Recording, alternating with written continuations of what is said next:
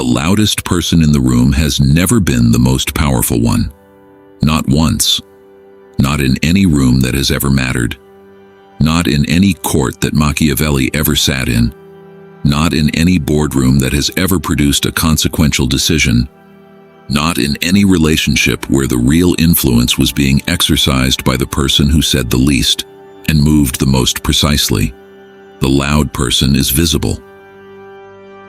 The loud person is noticed. The loud person commands the room's attention in the short term and earns the room's exhaustion in the long term. And the quietly powerful person, the one who speaks less, moves less visibly, and operates with the kind of settled precision that the loud person cannot even see, let alone compete with, is the one holding the outcome at the end of every significant exchange. If you have been trying to become powerful by being more visible, more assertive, more constantly present, skip this video and keep burning energy on the version of power that has never worked for anyone who practiced it long enough to see the results. Or stay and learn the 10 strategies that Machiavelli documented across 15 years of watching quiet power outperform loud performance in every environment where the stakes were real. Here is what you have been getting wrong. You have been treating power as a display, as something that needs to be seen in order to be believed, as something that requires the room to witness it before it becomes real. Every time you spoke up to make sure your contribution was noticed, every time you positioned yourself visibly to ensure the room knew you were present, every time you advocated for yourself with the energy and the volume that the situation seemed to require, you were practicing the version of power that consumes itself, because display is expensive. Visibility is expensive. The constant performance of strength takes energy from the very reserves that genuine strength draws from. And the person who has spent their reserves on the display has nothing left for the deployment. That is the trap. That is what has been costing you. And that is what this video corrects. My friend, I need you to hear something before I give you the 10 strategies, because the hearing is what makes the strategies land in the right place. You have been exhausted, not physically. Strategically, you have been spending energy on the display of power that could have been spent on the deployment of power. You have been making yourself visible when you should have been making yourself effective. You have been announcing your capability when you should have been accumulating your advantage. And the exhaustion, the specific, chronic, hard-to-explain fatigue that comes from performing strength while the reserves are depleting, is the price you have been paying for the version of power that does not work, the version that consumes, the version that requires continuous fuel because it has no structure of its own. Quiet power has structure. It sustains itself. It does not consume the reserves because it is not a performance. It is an architecture. And architecture, once it is built, holds without continuous effort. That is the difference. That is what you are about to learn. 10 strategies, not theories, strategies. Each one grounded in what Machiavelli observed in the people who held power longest and lost it least. By the end of this video, you will understand why quiet power outperforms loud power in every environment, and you will have the specific tools to start building it tomorrow. If you are ready to stop performing power and start holding it, comment the words "I move in silence." Like this video, because every like puts it in front of someone who is still confusing volume with influence. Subscribe and hit the notification bell. And drop your location and the time right now. This community is real, and right now it matters who is here. Strategy 1. Make your absence felt more than your presence. The person who is always there is furniture. The person who arrives selectively is an event. Let me tell you something about how the human brain processes presence that will change how you show up in every environment from this point forward. What is constantly available gets categorized as background. What appears selectively gets categorized as significant. You have experienced this. Think about the person in your professional or social life who is always present, always available, always at every gathering and every meeting and every conversation. You value them, but you do not notice them. Now think about the person who shows up occasionally, whose presence when it arrives carries a specific weight because the room was not certain it would arrive. That person gets noticed. That person's words carry more gravity. Not because the contribution is better, because the scarcity of the presence makes the room value it differently. Most people try to build influence through constant presence. Machiavelli would never do that. He observed that the men whose presence carried the most weight in the courts of Florence were the men who were occasionally absent, not unreliably absent, selectively absent. Their presence was a resource they deployed with the same deliberateness they applied to any other strategic asset. They showed up when showing up mattered. They were absent when the absence would be felt. And the felt absence did more work for their positioning than 5 consecutive days of presence ever could. Here is your practice. Identify one regular commitment in your professional or social life that you attend automatically, not because it serves you, but because it is expected. Skip it once, deliberately, without drama. And notice what happens in the room the next time you are present. The quality of the attention you receive will tell you everything you need to know about whether your constant presence was building your influence or diluting it. Machiavelli would tell you that the man who is always present has taught the room to take his presence for granted. And what is taken for granted is never valued at the level it deserves. Become the person whose arrival the room registers as an event rather than a routine, and watch how the room's attention shifts. Let me tell you something else about this strategy that goes deeper than the professional level. Your presence in a relationship operates on the same principle. The person who is always available, always reachable, always instantly responsive, has taught the other person to categorize their presence as a given rather than a gift. And givens do not generate the quality of attention and appreciation that gifts generate. Your availability, offered without selectivity, has been diluting your influence in every relationship where it was offered, not because availability is wrong. Because unselective availability is the behavior of someone who does not value what they are offering enough to deploy it with care. Machiavelli would never be unselectively available. He would treat his presence as the valuable resource it is, and deploy it with the same deliberateness he applied to every other strategic asset. Comment: I arrive with weight, not habit, if this shifted something. Strategy 2. Let people underestimate you. Underestimation is the most comfortable position from which to win. My friend, this strategy runs directly against everything you have been taught about professional and social positioning. You have been told to make your capabilities visible, to advocate, to ensure that the room knows what you bring, and that advice, in a fair environment, would serve you. But Machiavelli did not live in a fair environment, and neither do you. He lived in an environment where the man who displayed his full capability earliest was the man who got targeted first. Not because capability was punished, because visible capability is a threat, and threats get managed. Most people fight underestimation. Machiavelli would embrace it. Here is why. The underestimated person moves without resistance. The room does not prepare against someone it does not consider a threat. The alliances that would have formed against a visible competitor do not form against an invisible one. And when the underestimated person finally moves, when the result arrives that the room did not expect, the result lands with a weight that no amount of prior advocacy could have produced. Because the surprise is the amplifier. The gap between what was expected and what was delivered is where the reputation gets built. And a reputation built on exceeded expectations is more durable than a reputation built on met ones. Let me give you a specific example. You are in a professional environment where a new project is being assigned.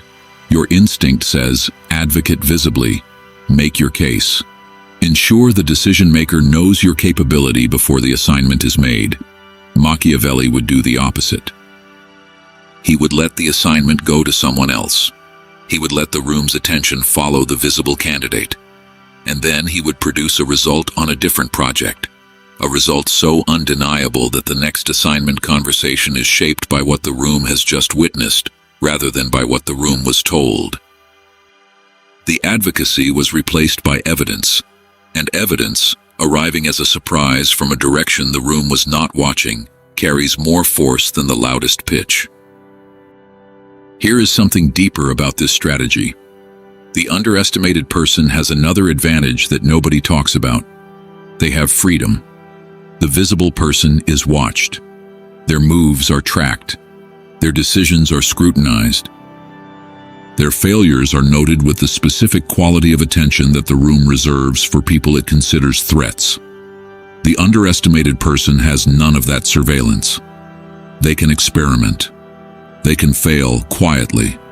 They can iterate without the room tracking each iteration and forming premature conclusions about the quality of the work. That freedom, the freedom to build without an audience, is one of the most valuable conditions available in any competitive environment. And it is available only to the person the room is not watching. Machiavelli would tell you this: the man who is watched is the man who is managed. The man who is overlooked is the man who is free.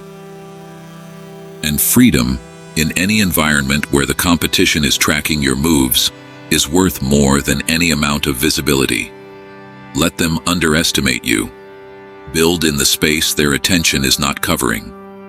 And deliver the result that makes the underestimation a story the room tells about how badly they misread you. Comment: I let them underestimate me if this just reframed how you see your visibility in the room.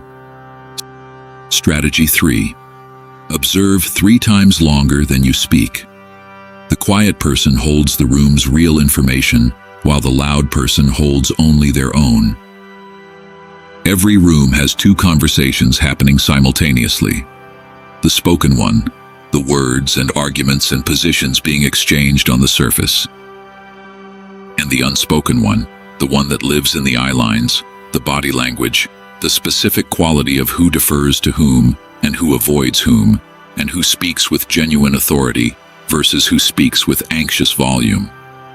The spoken conversation is available to everyone. The unspoken one is available only to the person who is watching rather than performing. Most people spend their time in rooms contributing to the spoken conversation. Machiavelli would spend his time reading the unspoken one, because the unspoken conversation contains the information that actually determines outcomes. Who holds the real influence? Where the alliances are?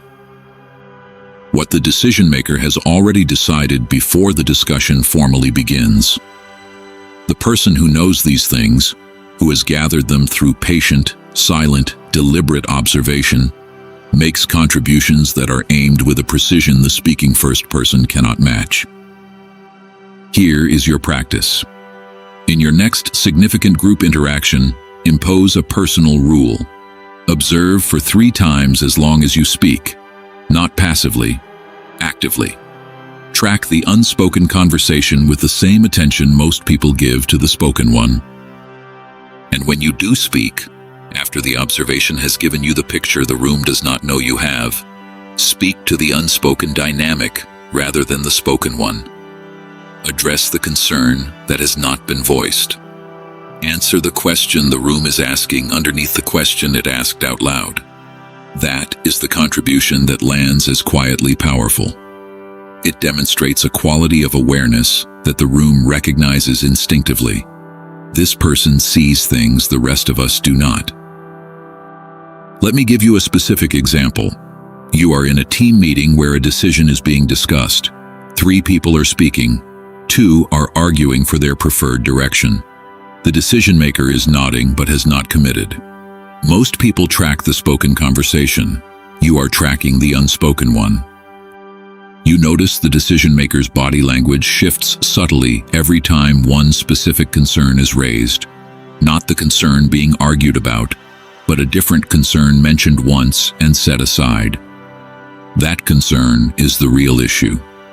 When you finally contribute, you do not address the argument. You address the concern the decision maker has been quietly holding. You say something like, "Before we decide, I want to make sure we have considered the timeline question that came up earlier, because I think that might be the factor that determines which direction works." The room pauses. The decision maker looks at you with the specific quality of recognition that comes from someone whose unspoken concern has just been given voice. Not because you were the smartest person in the room, because you were the most observant. And observation, delivered through a precisely aimed contribution, carries more weight than any first-to-speak enthusiasm. Comment: I observe before I contribute. Strategy 4.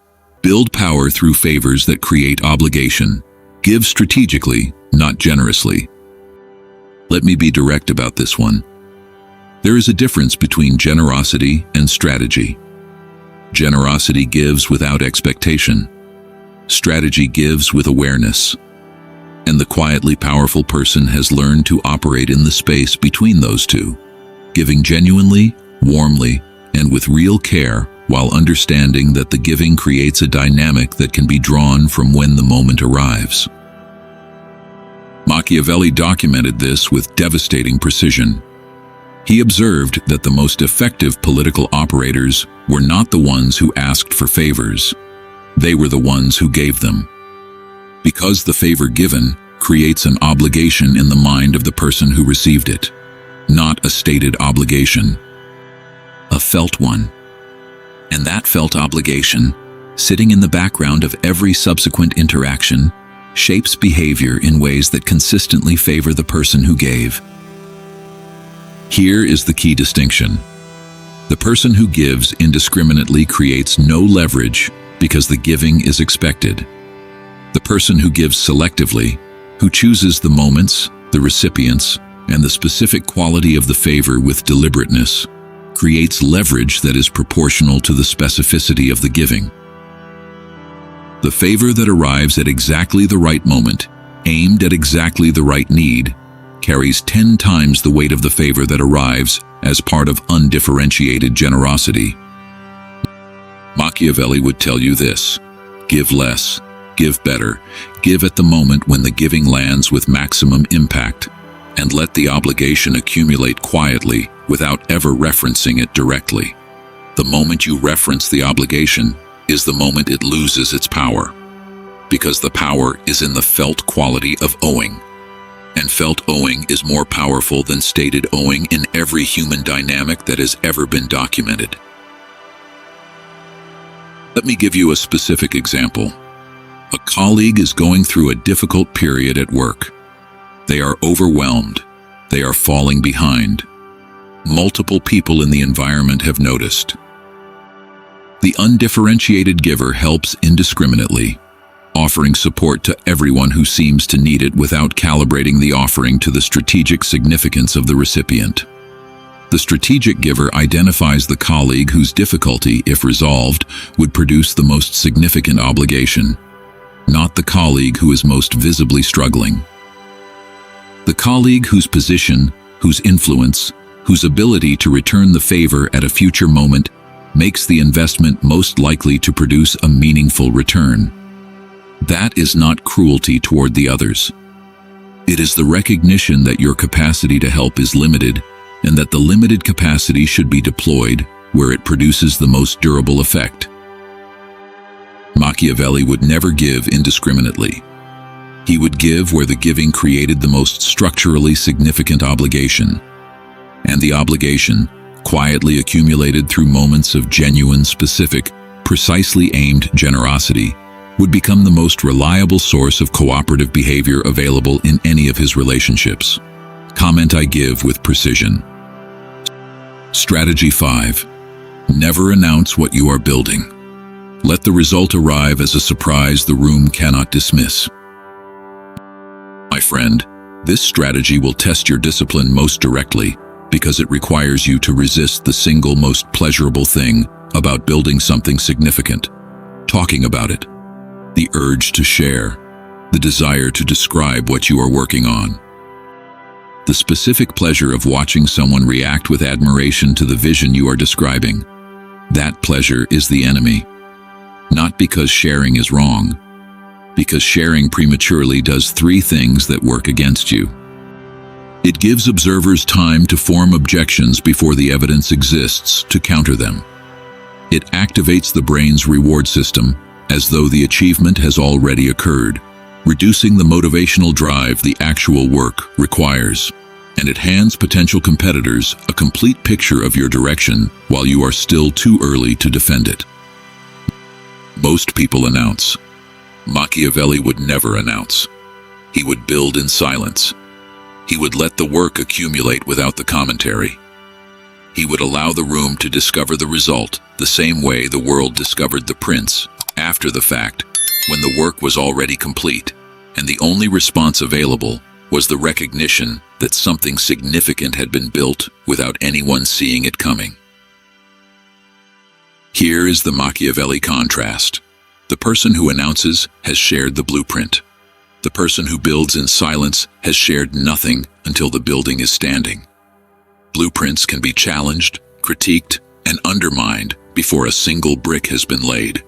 Buildings that are already standing can only be evaluated on their merits.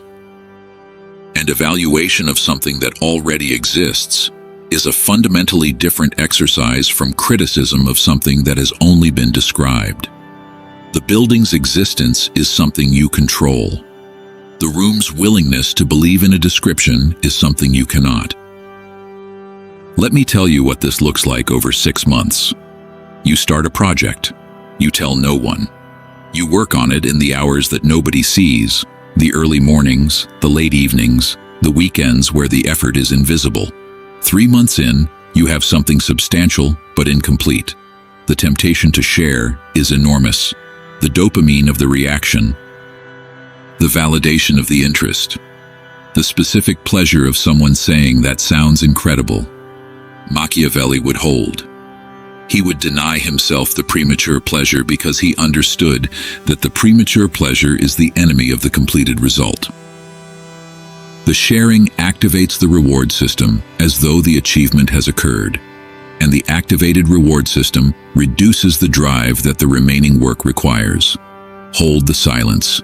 3 more months, and then the result arrives.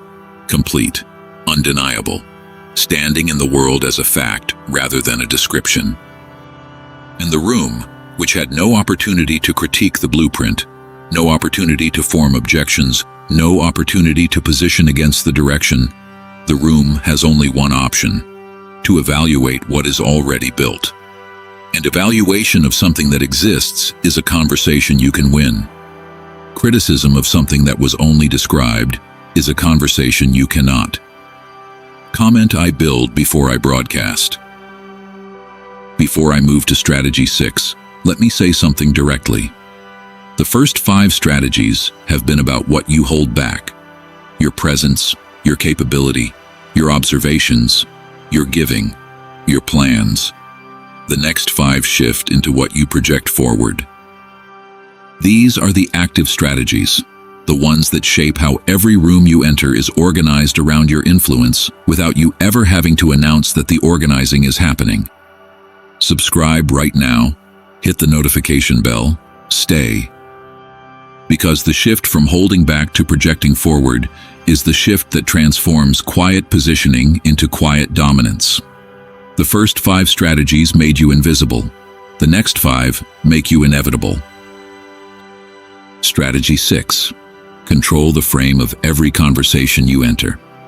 Whoever sets the frame controls the outcome before the first substantive word is spoken. Let me tell you what a frame is and why controlling it is the most underappreciated form of quiet power available. The frame is the context within which a conversation is interpreted.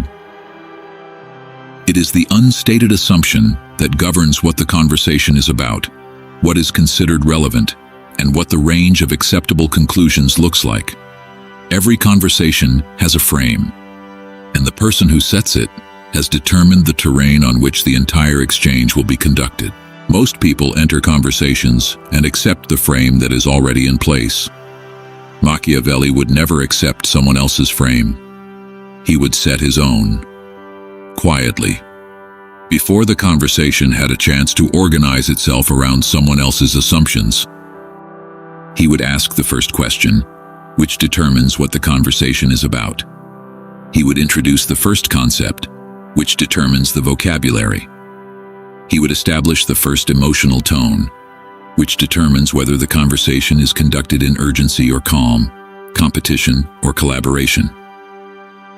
Here is a specific example. You are entering a negotiation.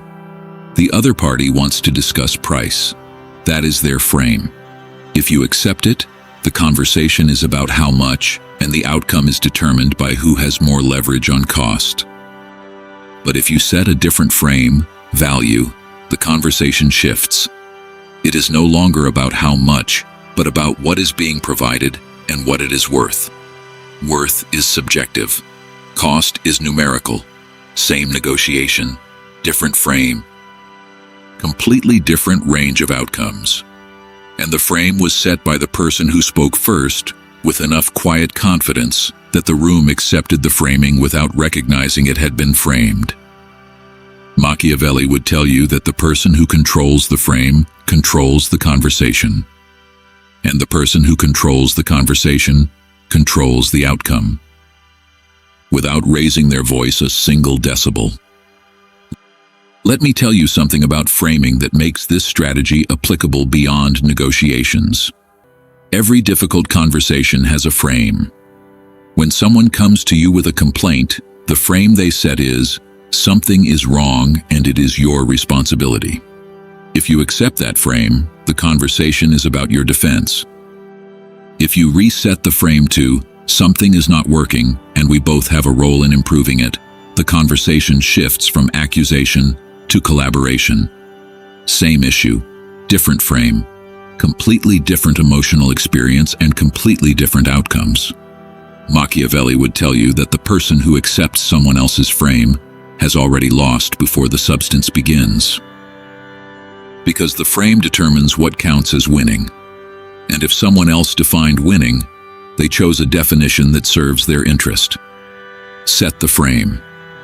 Every time. In every conversation that matters. Through the first question you ask, the first emotional tone you establish. And let the room organize itself around your frame. That is quiet power in its most concentrated form. Comment: I set the frame. Strategy 7. Develop the ability to say no without explaining why. The unexplained no is the strongest no available. This strategy is short to state and difficult to practice because every social instinct you carry is telling you to soften the no with a reason, to cushion it with an explanation, to make the refusal feel less like a refusal by wrapping it in justification. And every justification you give is a piece of the no that the other person can work with. The reason can be addressed. The explanation can be countered. The justification opens a negotiation that the no was supposed to close. Most people explain their no because the bare no feels aggressive. Machiavelli would never explain a no. He would deliver it warmly, composedly, and without a single word of justification. Because the no that arrives without a reason is the no that cannot be argued with. There is nothing to push back against, nothing to address, just the settled, composed, entirely non-negotiable fact that the answer is no. Here is what the unexplained no communicates that the explained no never can. It communicates that you do not need the other person's agreement with your decision in order to hold it. That you are someone whose decisions are final not because you are aggressive, but because you are settled. And settled energy, encountered through the specific vehicle of an unexplained no, changes how the room relates to every subsequent interaction with you. The room now knows that your no means no.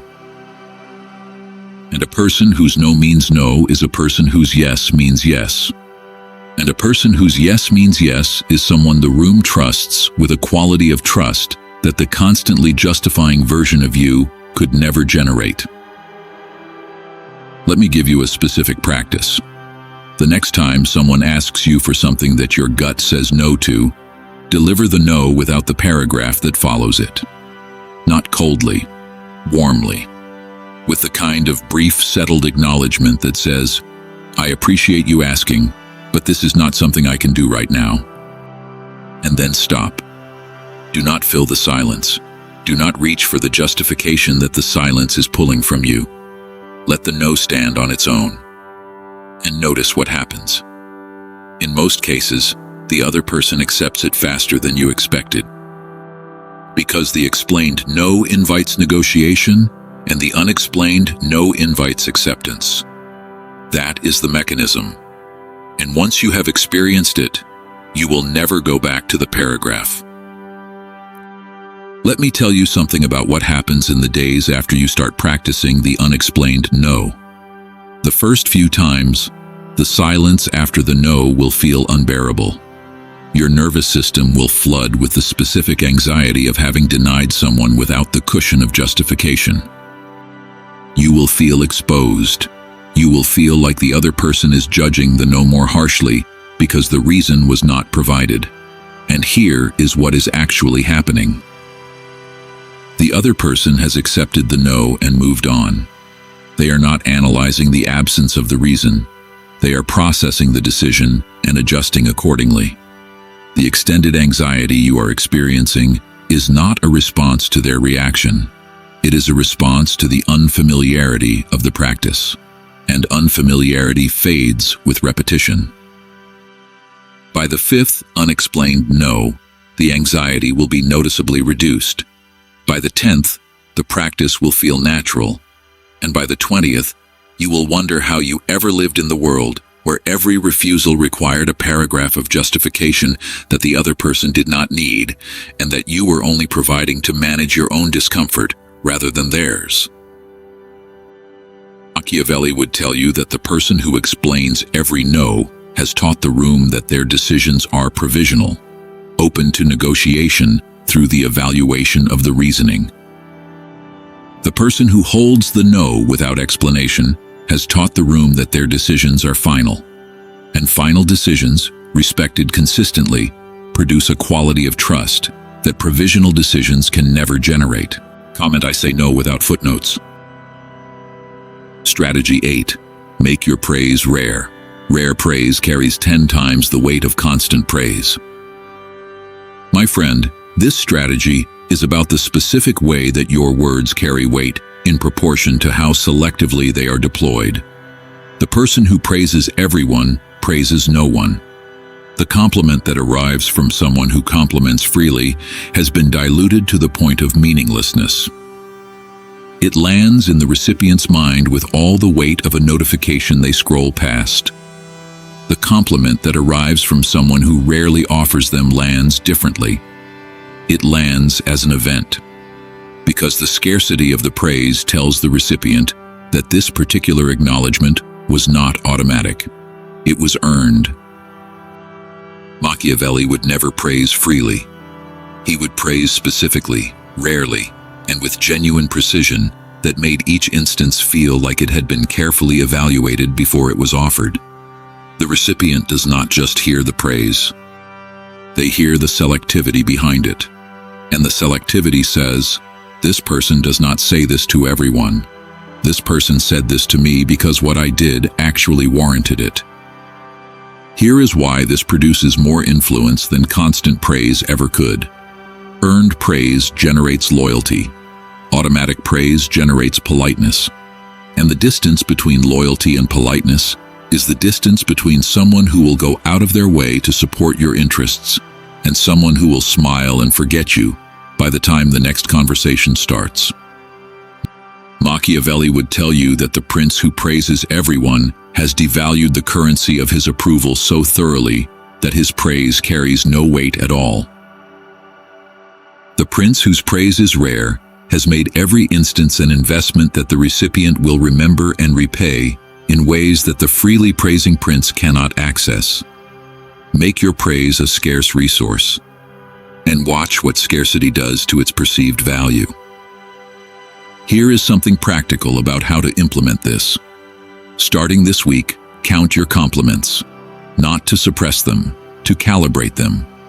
Track how many times you offer praise in a day, and then ask yourself, for each instance, was this praise genuine and specific, or was it automatic and general?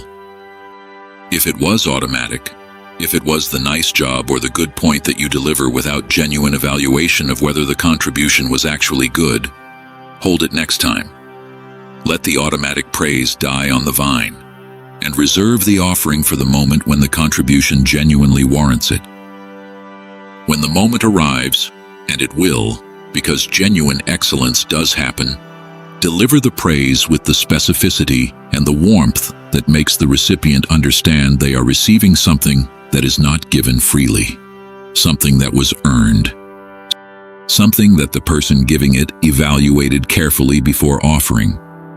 That praise, landing on someone who has learned that your praise is rare, produces a loyalty response that 100 automatic compliments could never generate, because the rarity is the message.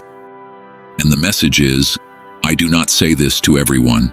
I am saying it to you because what you did was genuinely exceptional. Comment, I praise with weight, not volume. Strategy 9. Become the person who holds information rather than the person who shares it. Information is the currency of quiet power. Information is the most valuable resource in any contested environment. More valuable than authority, which can be challenged. More valuable than alliances, which can shift.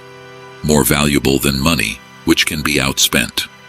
Information cannot be outspent. It cannot be challenged. It simply exists in the mind of the person who holds it as a structural advantage that operates silently in every interaction. Most people share information freely because sharing feels like connecting. Machiavelli would never share freely. He would share selectively. He would understand that every piece of information given away was a piece of advantage that could not be recovered. And he would hold the information with the quiet composure of someone who knows more than they say, and who lets the knowing shape their decisions without the saying shaping the rooms. Here is the Machiavelli contrast. The person who shares everything they know has given the room every tool it needs to match or exceed their position. The person who holds strategically, who shares what serves the interaction and retains what serves their positioning, walks out of every exchange with more than they walked in with. Let me give you a practical rule for this. Before sharing any significant piece of information, ask yourself one question. Does sharing this serve my position, or does it only serve the conversation? If it serves the conversation but not your position, hold it. The conversation will proceed without it, and your position will be stronger for having kept it. Machiavelli would tell you that the most powerful men he ever observed were not the most visible or the most vocal. They were the most informed. And their information, held quietly and deployed with precision, produced outcomes that the visible and the vocal spent their entire careers failing to match. Let me give you a scenario that makes this real. You are in a professional environment where information flows freely. Colleagues share updates, assessments, predictions. The environment feels open and collaborative, and you participate fully. Here is what you are not seeing. There is one person, there is always one, who participates without contributing proportionally. They listen more than they speak. They ask questions that produce information without providing equivalent information in return. They are warm, engaged, apparently collaborative, and they are holding more than anyone realizes. Over time, That person develops a picture of the environment that is more complete and more accurate than anyone else's, not because they are smarter, because they gathered more and spent less. And the person with the most complete picture makes the most precise decisions. Precise decisions, accumulated over months, produce positioning that the freely sharing person can never match because they gave away the raw material that precision requires. Machiavelli would tell you to be that person, the one who listens more than they share, the one who holds the picture the room does not know they have, and who lets it shape every decision with precision the room can feel but cannot explain. Comment, I hold more than I share. Strategy 10. Let time fight your battles. Patience is the most ruthless strategy available because it costs you nothing and costs your opponent everything. This is the last strategy, and it is the one that ties everything together. Every other strategy in this video requires discipline. This one requires something harder: faith. Faith that the outcome you are building toward will arrive on a timeline that your anxiety cannot accelerate. Faith that the problems you are currently navigating will resolve through the natural unfolding of events if you resist the urge to force a resolution. Faith that the person who is currently operating against you will eventually expose themselves through their own behavior if you give them enough time and enough rope to do so. Most people fight their battles immediately. They meet provocation with response. They address challenge with confrontation. They confront the problem with the force the problem seems to demand. Machiavelli would never fight immediately. He would wait. Not passively, strategically. He would let time do the work that force would have done less efficiently and at greater cost. Because time reveals what force cannot. Time exposes what confrontation covers. Time erodes what seemed permanent and strengthens what was genuinely built. Machiavelli watched Cesare Borgia practice this with a discipline that bordered on art. He watched him absorb provocations that lesser men would have responded to immediately. He watched him let situations develop that his contemporaries would have tried to control. He watched him allow his opponents to operate in the belief that their strategies were working, while time was quietly eroding the foundations those strategies were built on. And when Borgia finally moved, the movement was so precise and so complete that the opponents found their advantage had been dissolved by the one force they could not outmaneuver: time. Here is your practice. Identify one battle you are currently fighting that could be fought by time instead. One conflict where the immediate resolution you are pursuing is driven more by your discomfort with the unresolved situation than by genuine urgency. Try waiting for 1 week. Let the situation develop without your intervention.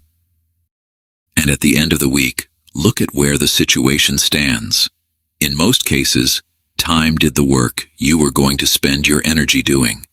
And the energy you saved is now available for the thing that actually requires it. Machiavelli would tell you that patience is not the absence of action. Patience is the most strategic form of action available, because the patient person conserves while the impatient person consumes. And the person who has conserved their resources while their opponent consumed theirs is the person who arrives at the decisive moment with everything they need and nothing they wasted. My friend, let me tell you something about patience that connects this final strategy to everything else in the video. Patience is not passive. Patience is the most active form of strategy available because it requires the continuous override of the impulse to act. Every moment of patience is a moment where you are choosing restraint over discharge, where you are holding energy rather than spending it, where you are allowing the situation to develop rather than forcing it into a premature resolution. Each of those choices costs discipline, real, felt, genuinely difficult discipline. And the cost of that discipline is always, without exception, lower than the cost of the premature action it prevented. Because premature action produces premature outcomes. And premature outcomes are the outcomes that need to be cleaned up, reversed, apologized for, and rebuilt from, all of which costs more than the patience would have cost if you had simply held it long enough to let the situation reveal what it was actually about before you tried to force it into what you wanted it to be. Machiavelli would tell you that patience is the strategy of the strong. Force is the strategy of the anxious. And the strong, by definition, are the ones who are still holding resources when the anxious have exhausted theirs. Be strong, be patient, let time do the work. And know this, every battle you let time fight is a battle that cost you nothing to win. And a person who wins battles at zero cost is a person who can fight indefinitely, while the person who spent their energy on the force, on the immediate response, on the urgent confrontation, on the premature resolution, is the person who arrives at the next battle already depleted. And the depleted person loses, not because they lack capability, but because they lack reserves. Conservation is the strategy. Time is the weapon. And the weapon, deployed with the patience that these 10 strategies have been building in you, is the most ruthless instrument available to anyone who has decided that winning quietly is more important than winning loudly. Because quietly is permanently, and loudly is until the energy runs out. And arrive at the resolution with everything you need because you spent nothing you did not have to. Comment, I let time fight what force would waste energy on. My friend, let me close this out by connecting all 10 strategies to the single principle that holds them together. Quiet power is not the absence of power. It is the most concentrated form of it. The person who shows less holds more. The person who speaks less is heard more clearly. The person who arrives selectively carries more weight. The person who gives strategically creates more obligation. The person who builds in silence delivers more surprise. The person who sets the frame controls more outcomes. The person who says no without explaining holds firmer boundaries. The person who praises rarely creates more loyalty. The person who holds information maintains more advantage. And the person who lets time fight their battles wins more of them.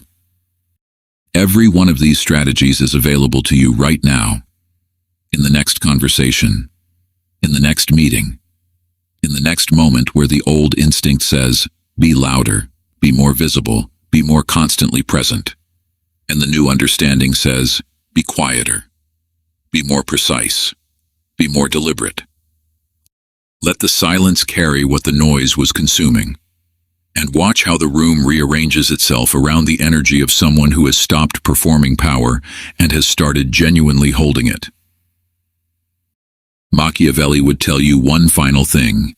He would say, the men who held power longest in every court he ever studied were not the men the room saw coming. They were the men the room never quite figured out. Because the quiet is the camouflage. The silence is the strategy. And the power that is never displayed is the power that can never be targeted, never be undermined, and never be taken. That is who you are becoming now. Not overnight. Not through a single conversation where you practice one of these strategies and expect the room to rearrange itself immediately. Through the daily, unglamorous, genuinely difficult practice of choosing quiet over loud, selective over constant, precise over general, held over shared. Each choice builds the architecture. Each practice deepens the habit. And the habit, accumulated across months of consistent application, produces something that no single performance of power could ever match.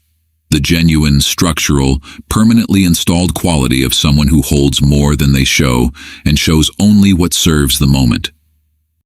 That is quiet power. That is what Machiavelli spent 15 years documenting. And that is what you are building right now, one strategy at a time, one conversation at a time, one cold, precise, deliberately quiet choice at a time. Before I leave you, Let me say one more thing about these 10 strategies as a complete system. They are not 10 separate tools sitting in a toolbox waiting to be picked up individually. They are 10 expressions of one fundamental decision. The decision to stop spending and start holding. Holding your presence. Holding your capability. Holding your observations. Holding your giving. Holding your plans. Holding your frame. Holding your no. Holding your praise. Holding your information. Holding your patience. Each hold is a form of conservation. And conservation, in any environment where most people are spending everything they have as fast as they can, produces the one quality that cannot be manufactured through display: depth. The room feels depth. The room responds to depth. The room organizes itself around depth, the way water organizes itself around the lowest point in the terrain. You do not need to announce the depth. You do not need to prove it. You just need to hold it. And the holding, sustained across enough interactions, becomes the quiet power that this entire video has been building toward.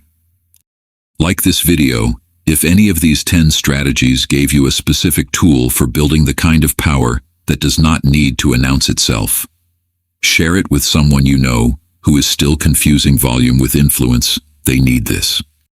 And subscribe to this channel, because the next video goes directly into the advanced application of these strategies in the specific high-stakes moments where quiet power is most needed and most effective.